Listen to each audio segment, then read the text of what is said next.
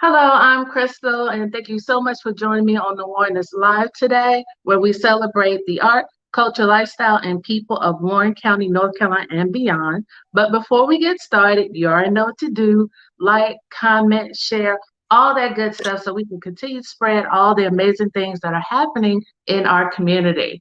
Today's sponsor is Awesome God Christian Bookstore. So, with all the churches opening up now would be a great time to buy local, shop local, and pick up all your church and worship needs at Awesome God Christian Bookstore. They're located at 130 South Main Street in downtown Warrenton. So our guest today is Travis Bullock, or best known in the spoken word community as Travis Kyng. He captivates audiences when he steps in front of a mic where he shares his insights about love, life, and the world in poetic form.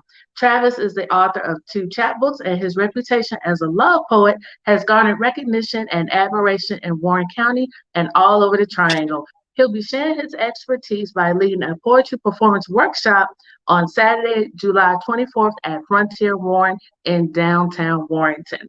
So thank you so much for joining us today, Travis King. How are you? I'm well. I'm well. It just feels good to be here. It feels good. Awesome, awesome. So are you from Warren County? Yes, from Warren County.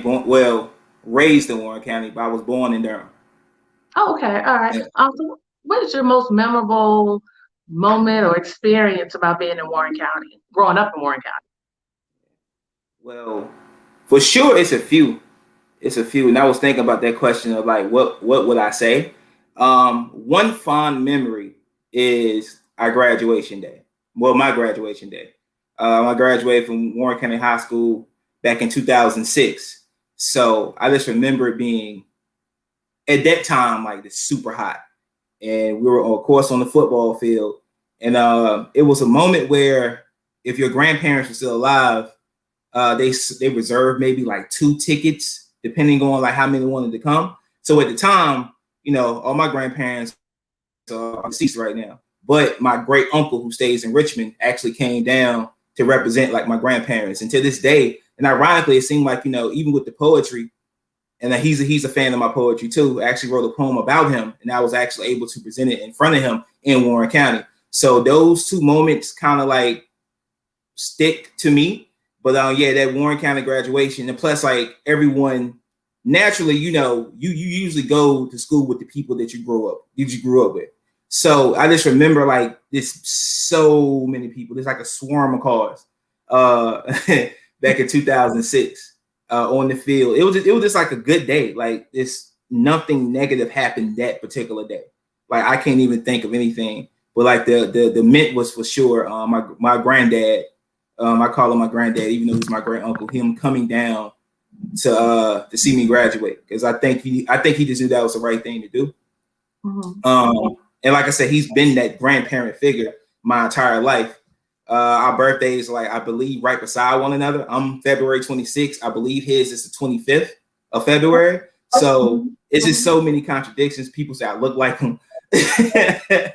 But yeah, that's a fond memory. Just the fact that it happened in Warren County, and for him to come, even though Richmond isn't far to some people, at his age, that's one heck of a drive. And to this day, he's 87, still driving around, getting around, probably in better health than both of us, really.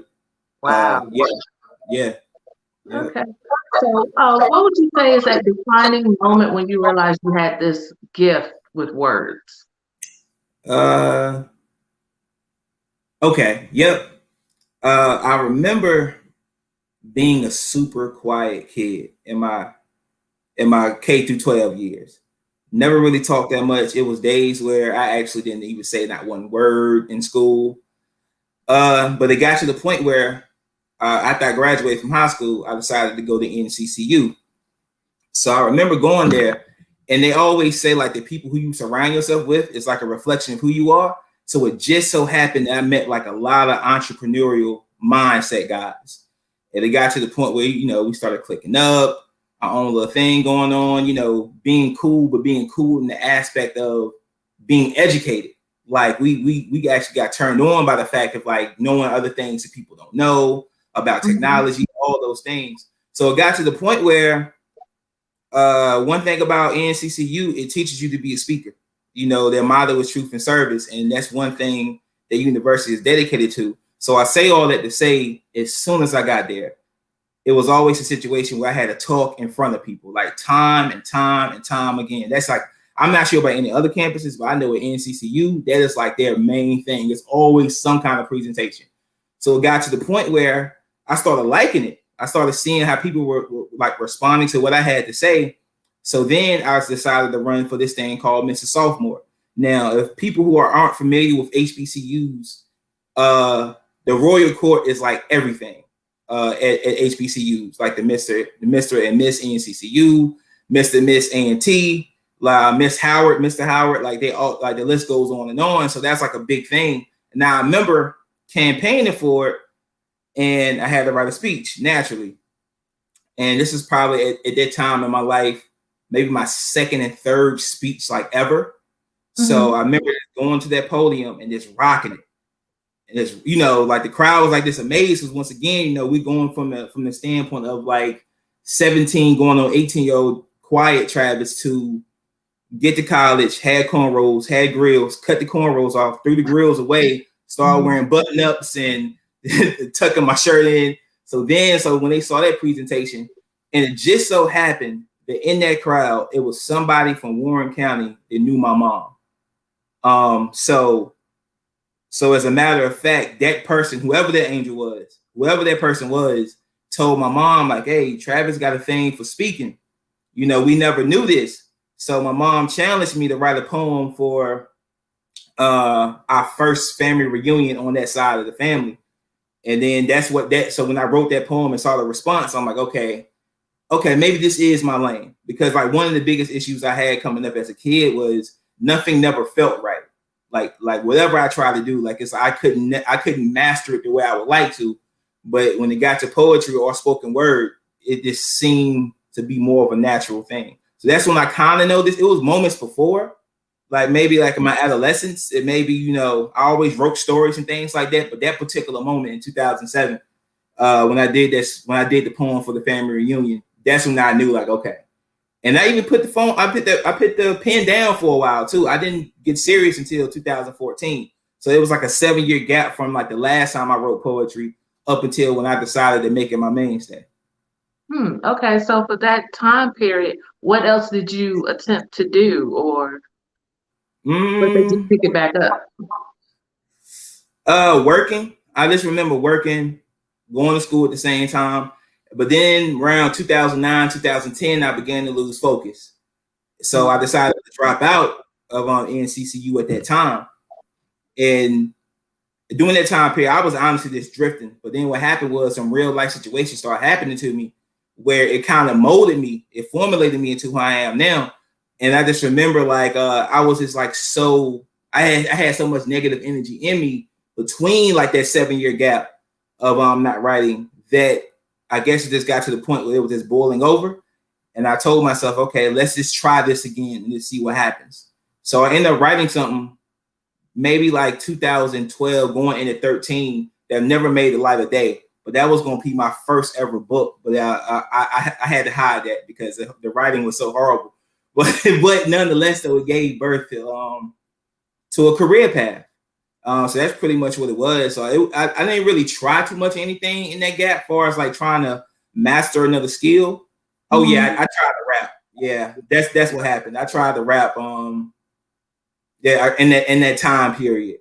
But what happened was even with rapping or emceeing, it still came out very poetic because I was saying words that my friends didn't understand. I was like, man, what the heck does manifest mean? So I guess it was just the way I was saying it. I kept on saying manifest destiny or something like that. And I was like, bro, what does that even mean, man? So it got to the point that even I noticed then, like, okay, maybe not saying I will never rap again because I've been asked to do it, but I just kind of felt like poetry and spoken word were just more of the appropriate thing to do, was the right thing for my soul to do. And yeah, that's kind of how I fell back into it. So yeah, it was just like a bunch of negative energy and then rapping and just not living right. And then, like I said, life kind of forced me to get right. And I guess poetry was my way of saving myself. Oh, that's awesome. Poetry was a way of saving yourself. That I love that. I love that statement. Now, I became familiar with you during the First Friday Poetry Night. Mm-hmm. So those who are familiar with First Friday Poetry Night is organized by the Warren Artist Market. It's a local creative collective here in Warren County. It's hosted by Thomas Park. So when did you two meet, and how did you become aware of First Friday? How did you meet Mr. Park, and what advice has he given you? Well, okay. I'll start off with how we met. I never forget the date. Matter of fact, it was January 3rd of Oh, 2014. okay. Yeah, I believe that was a Friday. Matter of fact, that was my first ever First Friday. As a matter of fact, that was the first time outside of the family reunion thing. That was the first time I performed in front of a crowd that I did not know. Oh, So, a friend of mine who I went to school with, she used to stay in this area, and she was telling me about the First Friday then because I had just came back to Warren County like maybe a couple years before that, and had a job in Henderson. So she knew I had started to pick the pen back up. So she was telling me, first it's this thing, First Friday poetry. I think you will really, really like it. And now I'll never forget it. I'm getting off of work on Martin Luther King Boulevard. And at this time, the First Fridays were, at the time, it was called the Healthy You. Mm-hmm. So I remember making that left on the main street and knowing I had a poem in my head at the time, knowing I knew the poem well enough to perform it in front of a crowd, and I was looking for my opportunity. So I remember driving down Main Street, and I'm like, bro, you gotta turn this car around. You gotta turn around. Like it's only right. So in the middle of Main Street, I just remember this busting the meanest U-turn, like the meanest, like tire swerving and everything, and go back to the Healthy You, walk in there. Now I think at the time, I just remember seeing Thomas from a distance, like his shirt. His shirt was very, very distinct to me, like it stood out. And ironically enough, it was like a sea of dull colors in there too. So I'm not sure, maybe like it was like meant for me to see that. So I remember going in there and I introduced myself. Matter of fact, yeah, he made me introduce myself to the crowd because I just walked in there randomly and they had already started First Friday. This was like going on 8 o'clock, right before they took their first break. So going in there, and I think I said something about Kanye, like how I'm a big fan of Kanye, and the way I was talking, immediately Thomas was like, he was like, yeah, you're a Kanye fan. This is the way I was talking. Yeah, and then I remember going in there. At the time, I had this poem called "The Spotlighted Nature," and there was a contribution between two different poems. And I put it together in one because I felt like they were both too short, but they both sounded the same. So I know for me, I know a lot of poets, like if they have two different poems, but they sound the same from a performance aspect, you can put those together and maybe mix the lines up. So that's pretty much what I was doing. And I remember doing it. And I guess Thomas just saw potential in me, and he just, me and him talk like ever so often. I mean, back during that time period, it was almost probably like every week me and Thomas would talk. I just so happened to see him. And that's the funny thing is, like when you sometimes follow your destiny, you have a tendency to meet more and more people that can actually conspire for your success. So that was like a very, very interesting thing. Like that whole First Friday family, super thankful for. Yeah, but that's how I met Thomas. Far as advice he's given me, one thing one particular thing he told me is like, it's okay for you to add to what you have to work on your craft and things of that nature. Because from a technical standpoint, that can always happen. You can always say a word differently, faster, slower, maybe with the accent. But one thing he told me was like, don't ever change who you are. Like, don't ever change. He was like that charismatic energy that you do when you perform and all that stuff. Like, do not change who you are. Keep writing them love poems. Like, do not change that lane. And sure enough, it actually benefited me. Like me not changing. I mean, not outside of like the technical thing, but like this me not changing as a person. I feel like this only innovating who I am. I think really helped me out. It's really. Right. And I love that, about being who you are as an artist. Yeah. And, that's I mean, how do you stand out if you want to try to be like this person or want to be like this person? So Right. being yourself, staying in your lane, and but not being afraid to evolve as well. That's something I want to touch on in a minute. But something that you shared with me years ago, and you were surprised that I remembered.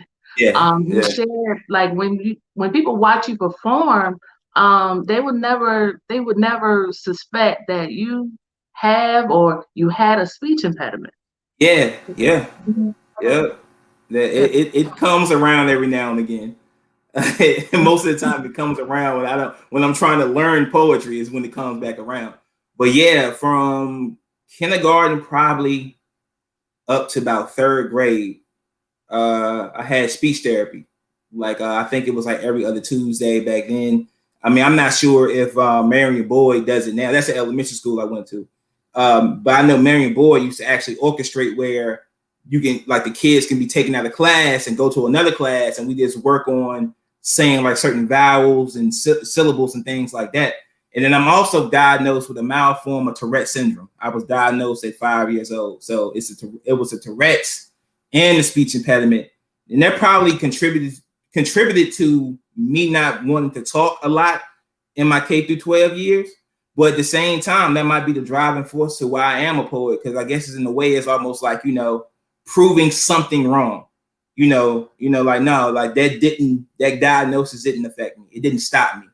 It may have affected me somewhat early on, but it's actually the reason why I keep going and going. So yep, speech impediment. Like, I remember going to speech classes, the whole nine. Matter of fact, there's certain words I can't say now, no matter how hard I try.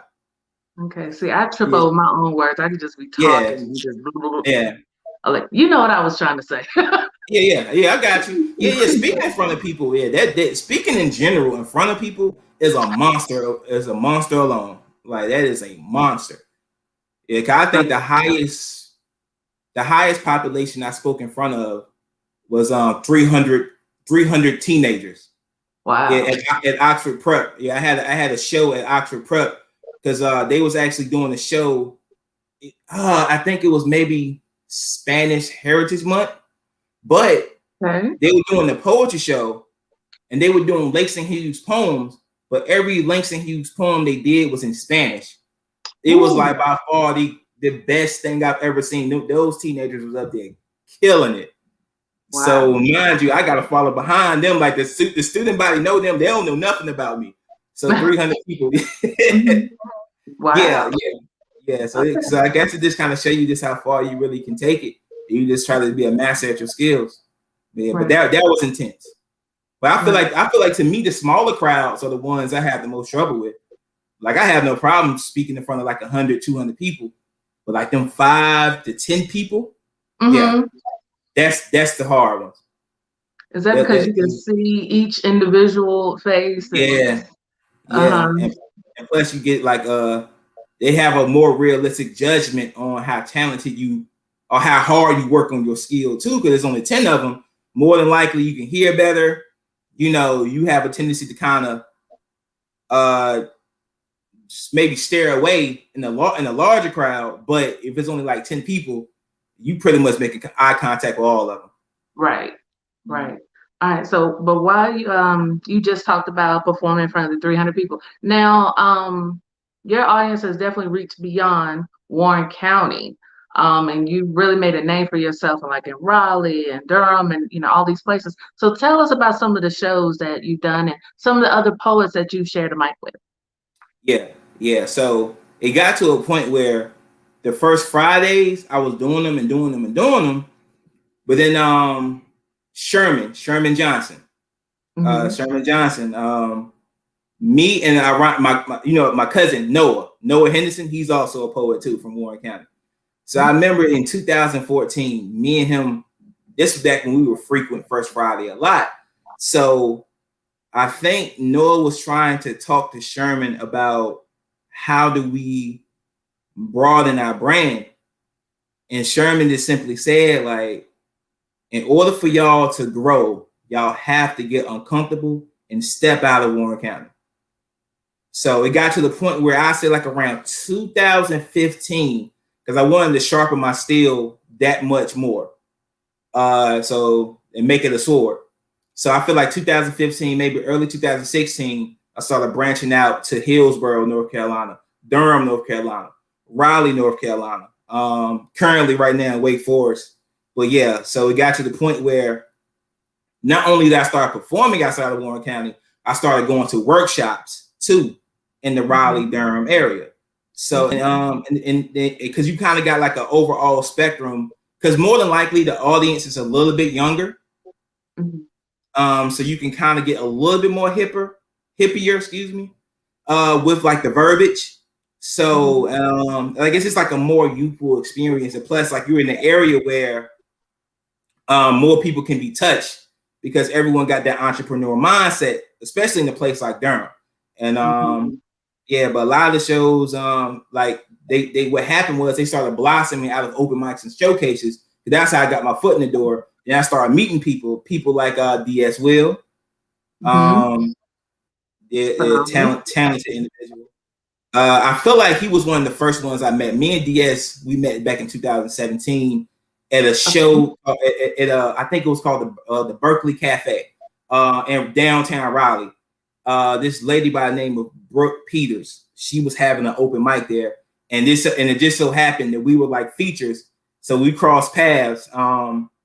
And that turned into a beautiful relationship because I feel like with the DS relationship, I feel like that one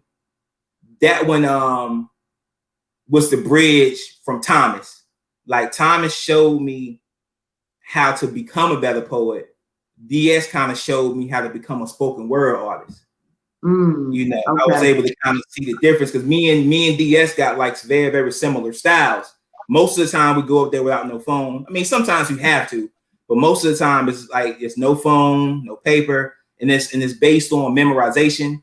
So I was also able to do my first slam in Durham, a poetry slam called the Jambalaya Soul Slam. I think it's every third Saturday of the month.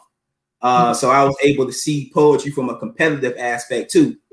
But that was hosted by this poet named Hassan I knew. Yeah, I'm pretty sure some of y'all know, very cool guy. Right.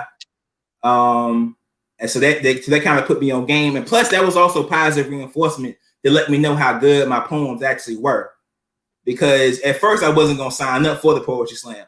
But like some of the guys, the competitors kept on egging me on. They was like, yo, like they got like little accents and stuff. I think they was up north, like, yo, how you not going to sign up, yo? You not going to sign up, yo? You coming here with a bow tie?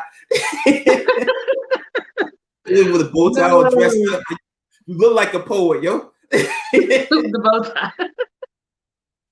Yeah, so I was very reluctant. Like this was 2016 because I was dressed up because I just left a wedding. So I remember going up there and actually made it to like I want to say the third round because usually with those poetry slams it's 4. And I think it's like I think it starts maybe with 8 or 16. No, I think it's 8. It's 8, and then people get cut off the block round by round. So that was cool. Me and DS also did a play called Part of My Ashes that was set during the Harlem Renaissance. So as time went on, like the shows just kept on evolving. And of course, you was there for the Supper Club with my other guys, Antino, Sacred, Haiku, Watson, Jake Seagraves, Mark, which is like our own little like fraternity of artists. It was a couple other spoken word artists there too that wasn't on the bill. But it's like a small collection of us that's kind of like inspire one another to keep going and going and going. And then personally with Antino, well, me and Alan is the Dean meets the throne. But me and Antino, that relationship has gotten super close. Like I consider him a brother now. Okay. Yeah, and we've been working on some things too, like some love poems, but it's stylized based on the 5 W's. So like when, what, where, how, why, so like that's gonna happen sooner or later. But this is like a few examples of like the part of the different number of shows that I've been a part of. Like it's so many shows I've been a part of now at this point. Like it's like I always like tell myself, look in the mirror, be like, bro, like you really went after this poetry thing. Like you really went after it. And you got it, you got it, it's just always fascinating to me when I sit back and I just think about those stages I've hit, those handshakes I've able been able to shape, the people who I've touched. Like some of the compliments I've gotten, it's just been like so resilient. So Right. But I mean, you can tell that you're passionate about it. I yeah, mean, it just comes through. yeah. But just to touch on something you said earlier, that you went from being a poet to a spoken word artist. Can you tell me what that means? What's the difference? Yeah, I think for me, I Mhm. look at the first Friday as poetry. Okay. Um, Not so much as spoken word. Now it can come across as spoken word because I definitely believe that people like Thomas Park, Michael Lane, they definitely have like those qualities of spoken word artists. Okay. Even Joanna, some of the things Joanna be saying in those first Fridays are very lyrical. But Hmm. that's just because you're lyrical doesn't necessarily make you a spoken word artist. But to me, I look at poetry as I want you to read this to me. Like I want to be read to. Right. With spoken word, it usually incorporates more of a dynamic performance, almost theatrical in a sense. And most of the time, you're probably going up there like without like a phone or anything like that, and it's more about the performance aspect. Because I feel like a lot of times for me, sometimes you need the phone, but like for me, sometimes I feel like the phone holds back the passion for me because I like to get so into it sometimes when I perform that like the Hmm. phone is almost like a barrier for me. Because I Oh. know some people, yeah, who are more comfortable with the phone or paper, and then some who are not. But I feel like with spoken word, I feel like that's like the main difference is this overall presentation. Because you can do spoken word, with something in your hand. Poetry at the end of the day, I feel like poetry is like the umbrella. And I feel like aspects of like rap and lyricism, spoken word is like all underneath this umbrella. But I feel like the godmother is poetry. Okay. All right. And you touched on before, now you've gained reputation as a love poet. What inspired you to take that direction? And also, has it helped or hindered you in any way?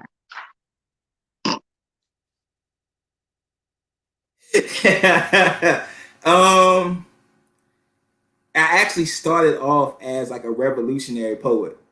Mm-hmm. Like when I first started, I think the first poem I did in front of Thomas was a love poem, but I always try to write those revolutionary pieces. And then it just got to the point where I just started noticing that it wasn't a lot of people talking about love. And I also felt like that, in so many genres, I feel like this that like the woman demographic just goes unnoticed a lot of times.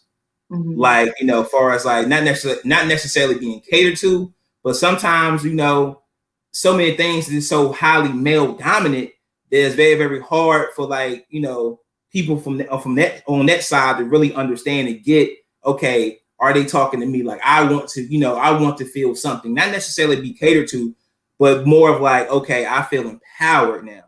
Like, Mm-hmm. wow, this person made me think that he was talking directly about me.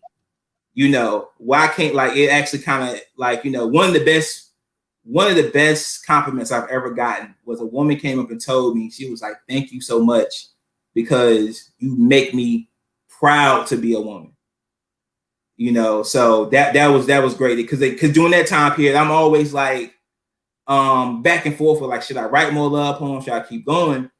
But once again, it just goes back to like I'm that one particular guy. It's very few of us who always like kind of dedicate things to love. But I feel like but ultimately like the reason why I decided to do it because I give like the highest praise to my grandmother and to the women in my life. So I kind of felt like I felt like it was kind of innate in me, like it was kind of inspired by that. But DS also told me one time too that you found this lane where you're able to appeal to the women, but the way you say things make the men respect you so much because it's not like ooh, like ooh, girl, this isn't that dirt. It's like no, like I see this in you, and you make me feel this way. Like it's more of like that type of conversation with the poems. So I just decided to stick with it. And sure enough, I feel like it's 50-50 as far as has it helped me or hindered me because it has got me in some doors and some likes and some attention that I do welcome. But I feel like sometimes the label can maybe box you in if you don't be careful. Mm-hmm. And then it also can give the audience an unrealistic expectation of what you're trying to come across with, so because I feel like, especially like with the recent love poems like Puppet and Lavender, which you have been able to hear both of them, I feel like it's like a significant shift in how I'm saying it, but or what I'm trying to convey rather. But I feel like if like sometimes the love poet thing, but once again, I say it can put you in the box if you allow it. If you allow it, if you overthink it, then I can have some level of like misguidedness with it. So I just try to be careful and also understanding who I am, and it is okay, to have these conceptual pieces, because these are becoming the pieces that people know you for. But this is 50-50. This because like the unrealistic expectation aspect of it. And sometimes, things can get easily misconstrued.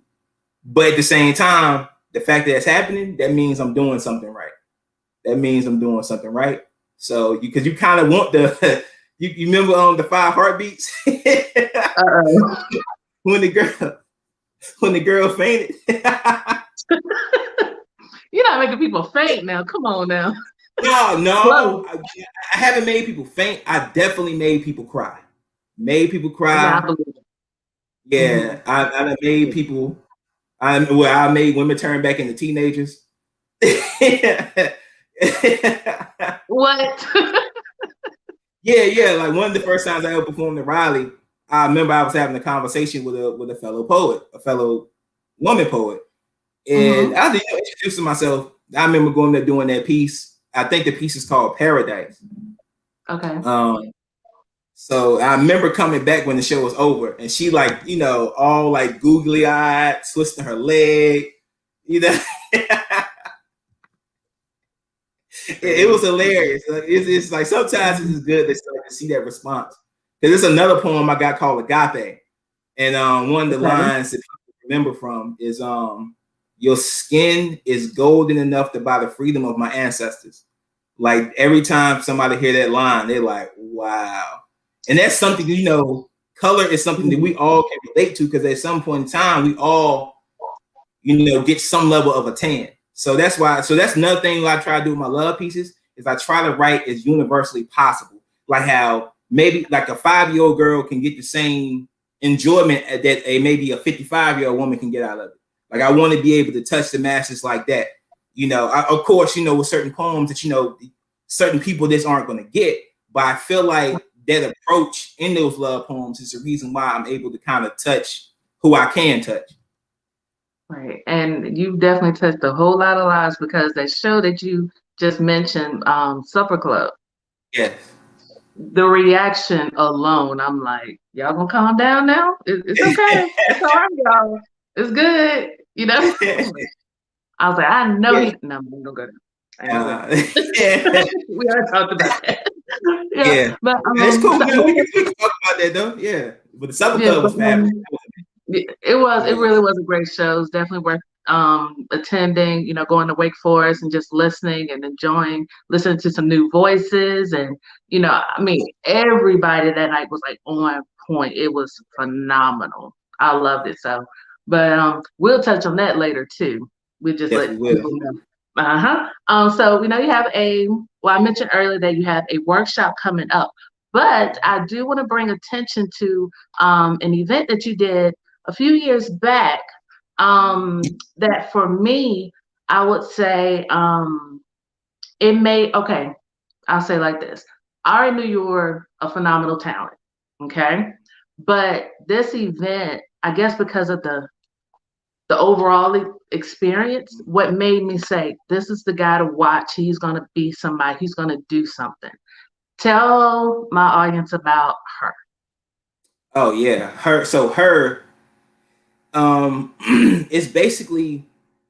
it's a poetry showcase, but it happens in the month of October, and to support both causes, or both awarenesses of breast cancer awareness and domestic violence awareness. So we all know that, they both fall in the month of October. So I just decided one day that, this is something, once again, this is something that's not being talked about enough. This is not something that's being catered to per se. So because I just started thinking about this, how many people I know, women I know that were abused as a child, that were even raped, that's been in abusive relationships, on and off. And then I also know women who either survived or died, or passed away from breast cancer. And I know women who survived both. So I just kind of felt like it was time, and I felt like it was very, very important that situation be brought to anyone's attention. That like, hey, don't feel like you're alone. There is help out here. Stay on top of like your checkups. If you feel like you're in an abusive relationship, here's his wheel you can go by and maybe like see the signs. Because in a lot of ways, just like breast cancer, domestic violence is a disease in itself too. And it can happen to any one of us. Like, so it's so much like when you're not on your square, or you're not paying attention to who you let in and out of your life, you can end up in a situation like that. So I just felt like it was very, very important. Like, why not? Like, why not bring those both of those causes together with my talent, and at that time the people that I knew. Now it was inspired by my great aunt, who was actually raped and murdered back in the 1960s, in the same location that I actually fell in. What's the name of the creek? Riddy Creek. I fell inside of Riddy Creek driving one day. The road just collapsed underneath me when I was driving, so I had to fight out the car in that water. But ironically enough, it's the same location that they found my great aunt's body. She was raped and murdered back in the 1960s. I think it happened in the same month as my car accident. Mine was in September of 2014. I think her situation happened in September of 1960. The year isn't really coming to me now, but that's what made me actually inspire her. Because I remember we did it in 2016 in October, but I got the idea, like it came to me in a dream because I was dreaming about her, and it came to me like in January of 2016. So I just felt like, when something comes your way like that, when something's like that heavy on your spirit or your soul, you got to do something about it. And we actually ran it back in 2018 too. So yeah, the goal is hopefully it might be one this year. It might be. I'm gonna keep my fingers crossed, and I have a few surprises. There's a few people I definitely want, and and each poem there too. I forgot to say, each poem at these events, as you know, are either focused on breast cancer or domestic violence or love, fertility, things of that nature. So it's a very, very interesting concept, because I definitely feel like, if you're not like the average poetry or spoken word goer, a show like that can actually make you become an avid person to come back because of the content. Like that was like the most important thing, like to hear people talk like that way about those things in the poetic format. I think it really, really bridged the gap in a lot of ways. And I feel very, very special about that event.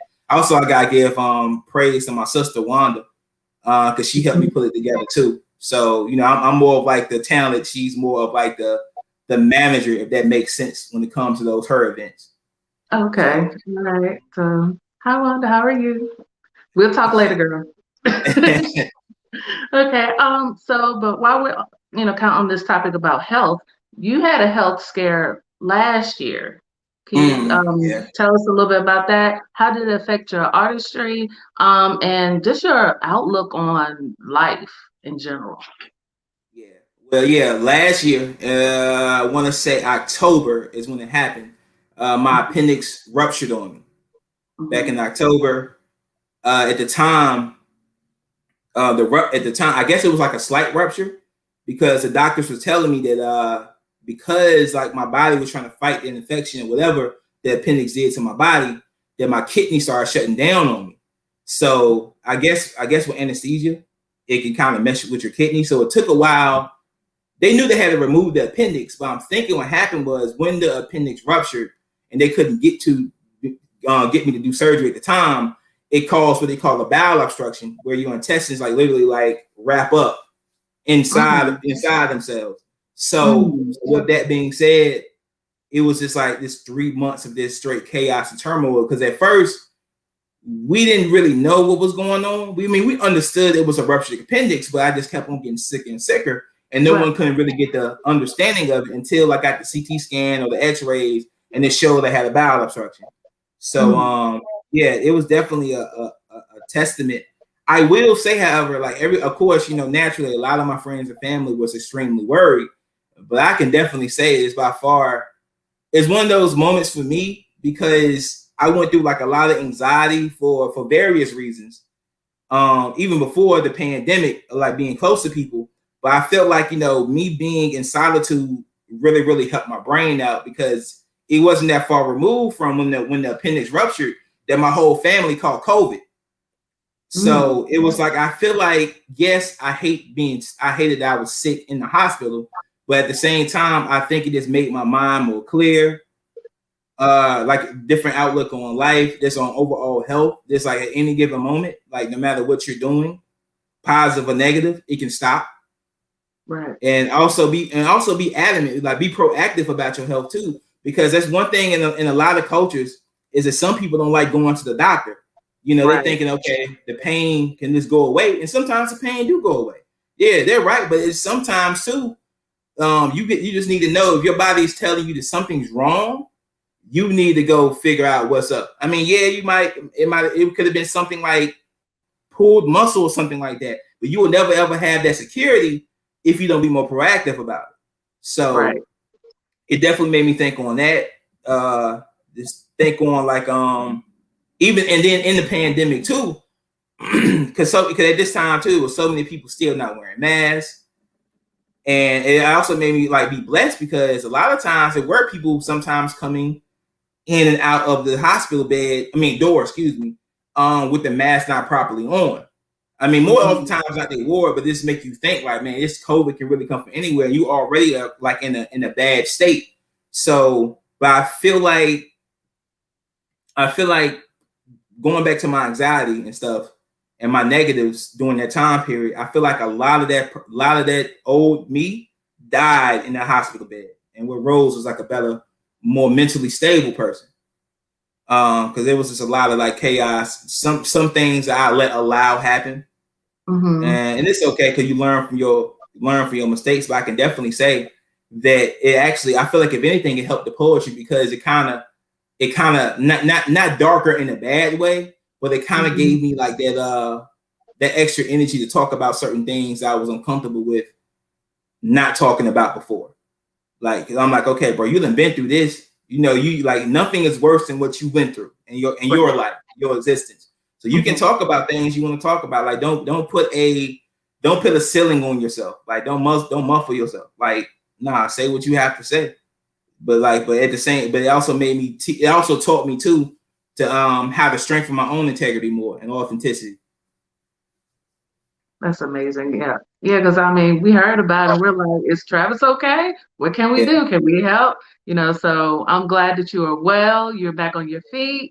And then also you've published 2 chapbooks. This is the perfect segue. The Phoenix that Rose from Water and your latest release, 20 for 20. Tell us about them. Okay. Well, the Phoenix that Rose from Water is a representation of my first 4 years of being a poet. From 2014 up until about 17, 18, around that time, like that time period. Like it represents like my formative years of like me relearning myself again. Like even though I was working in the hospital and I wasn't profoundly proud of that job, but I can definitely say if it wasn't for that job, I probably wouldn't even be a poet that I am now because that job allowed me to get to a Raleigh or Durham because of the hours. So I was able to go and meet the people who I needed to meet to conspire for me. So the Phoenix that Rose from Water is like a compilation of that.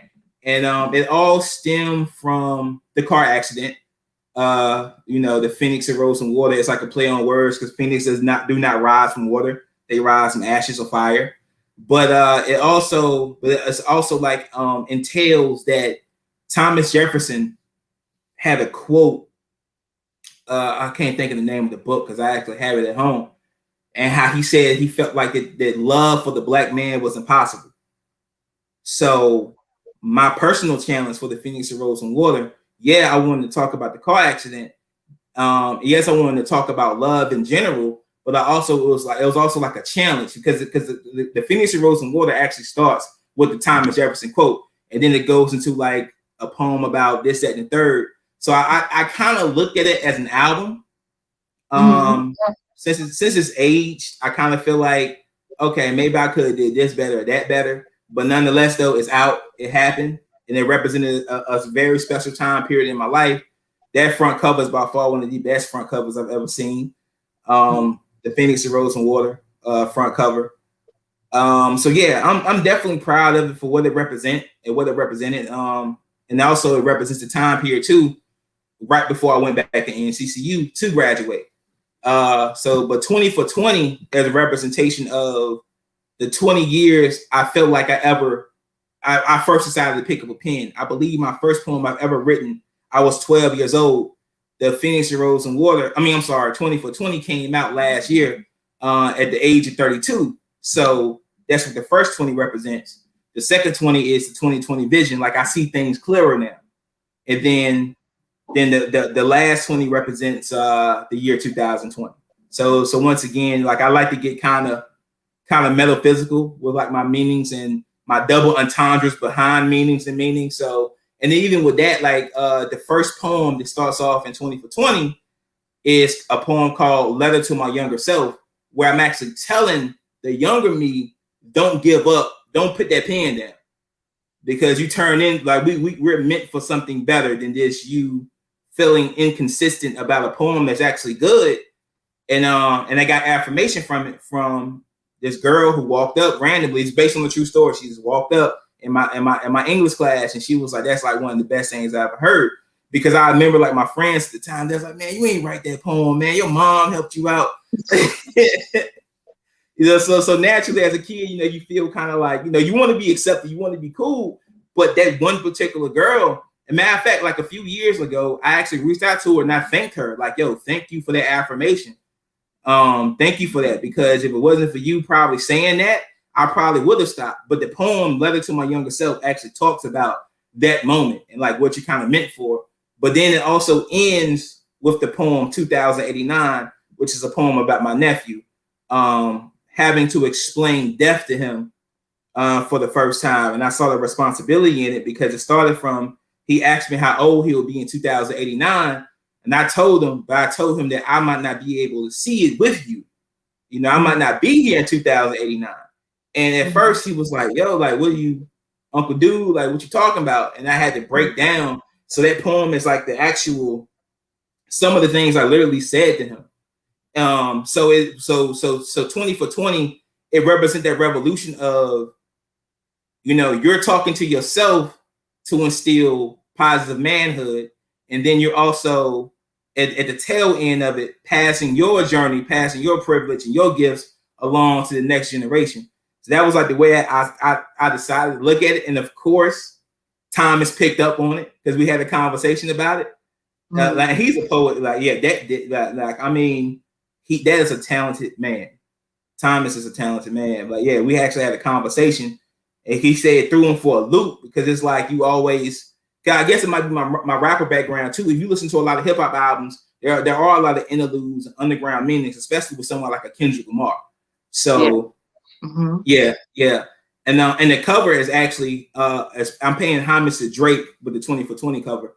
If people remember, the way we got to know Drake was So Far Gone.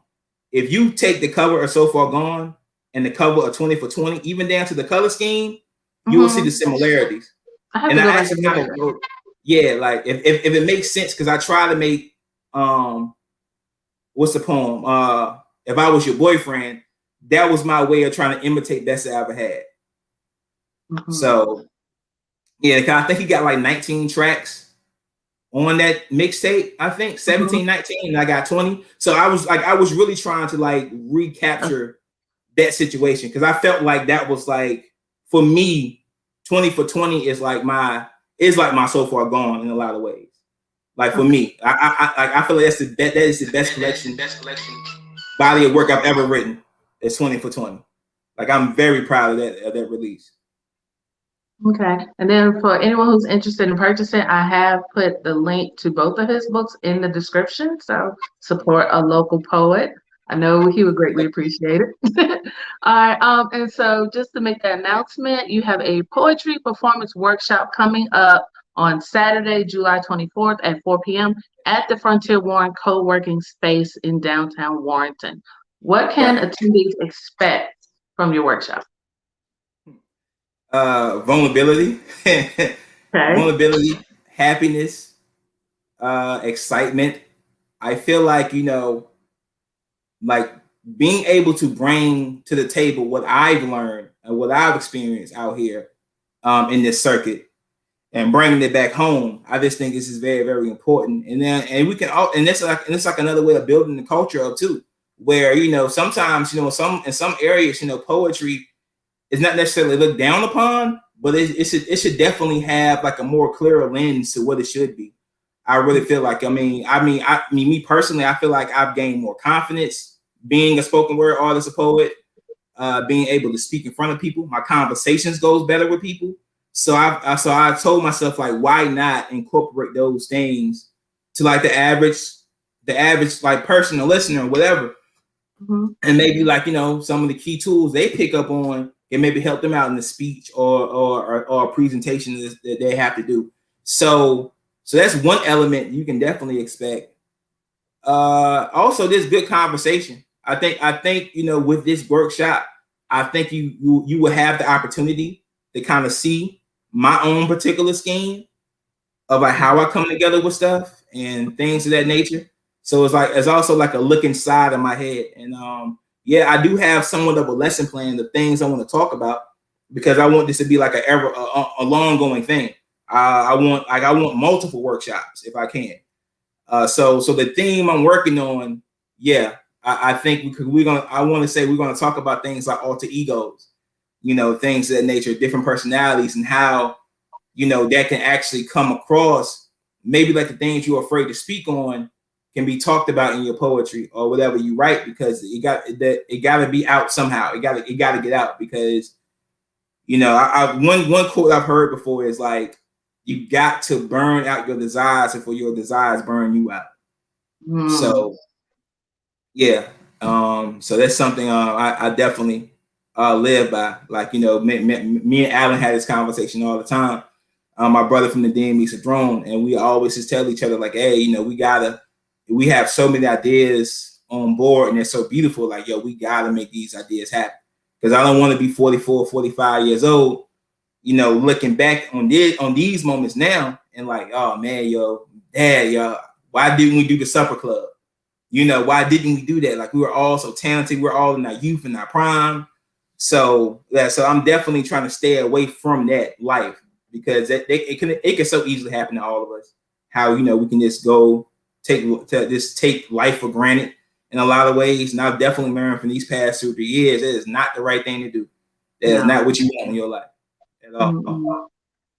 No, not at all. But then also something too, and I touched on a little earlier in the interview, was that Travis and I are working on something, bringing it to Warren County. So really excited about that. We're in the planning stages, but be sure to follow us on social media, at Warrenist, at Facebook, Twitter, Instagram, all those places. And then also, Travis, please share your information, how people can follow you. Okay. We're on Instagram, it's Travis Kyng the Poet. Please spell King with a Y. Travis Kyng the Poet. So it's Travis Kyng, Kyng, the Poet, as in THE Poet. No spaces, no underscores, none of that. You just type that in. I should pop up. It should be a picture of me and my nephew looking at whatever mural it was in Durham that particular day. So it's very, very easy to identify. Travis Kyng on Facebook. As Crystal said, you can buy 20 for 20 and the Phoenix of Rose and Water from Amazon. Now I know some people have told me that when you type in my name, Travis Kyng, that sometimes the Phoenix of Rose and Water do not pop up. And that's probably because it was published under my real name. So if you type in Travis Lee Bullock, Leee Bullock, the Phoenix of Rose and Water should pop up. Just in case you can't get the links that Crystal shared. But usually, and also too, it's a full color version of the Phoenix of Rose and Water, and it's a black and white version of the Phoenix of Rose and Water. Only thing changes is I have like 4 or 5 pictures or images inside of the book. So so that I think the black and white version now is like maybe like $8. You can still find the full color. It's a little bit harder to find, but typically the black and white version is the one that pop up with 20 for 20. Okay. But yeah, I put some links on there. So I'm not sure which one I linked to, but they're on there. If I find the other link, I'll put that one up there too. Yeah. But so I want to say really quickly, thank you to our sponsor, Awesome God Christian Bookstore. They're located at 130 South Main Street in Warrenton. Please tell Ms. Williams I said hello and that you heard about it from the Warrenist Live. And I couldn't think of a better way to close out the show today than for Travis Kyng to share one of his pieces. So you ready? I'm ready. Okay. All right. Mama, there goes that poetic man, feeling sanctified through higher energy revolving, enshrined in the do not delete category under no circumstances. No matter how much space is in question, as I'm willing to forego not witnessing series finales and one-time specials as these metaphors on allegory for eternity. It's almost as if we can set Marvel and DC comic heroes in stone now. Fast forward the time to 11:59, where women control the DVR, but mama, that poetic woman that taught me that doomsday clocks can rewind like counterclockwise and won't have to pause on the fact of pressing play on their submission of tapping into the betrayal of being someone's countertop. But then again, it seems that the word slavery is interchangeable with trophy, programming our eyes to function in motion picture screenings and how coonery is can't miss entertainment and reminds me of how Sambo I am at Super Bowl whatever with commercials that refuses not to fast my forwarding mama. There's no pause needed because I'm learning how to record the best of me whenever I see images of involuntary misfortunes in the mirror. See, mama? The best thing about recording is that I control the images I withhold in my subconscious. And at any given moment, I can place a spotlight on everything they miss, but also rectifying my perfect mistakes because they didn't see them, making me immortal on my terms.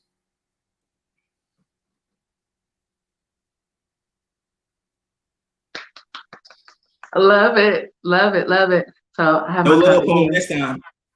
No, not that time. I caught that. Not at that time. So his book here, 20 for 20, his latest release. So be sure to pick that up. Click the link in the description. And thank you all for tuning in today. Again, follow us on social media, Facebook, Twitter, LinkedIn, Instagram at The Warrenist. Follow Travis on Instagram at Travis. What is it? Travis Kyng the poet on Instagram and Travis Kyng on Facebook. All right. And thank you all so much. Have a wonderful weekend. Be safe, and I'll see you all soon. Bye-bye.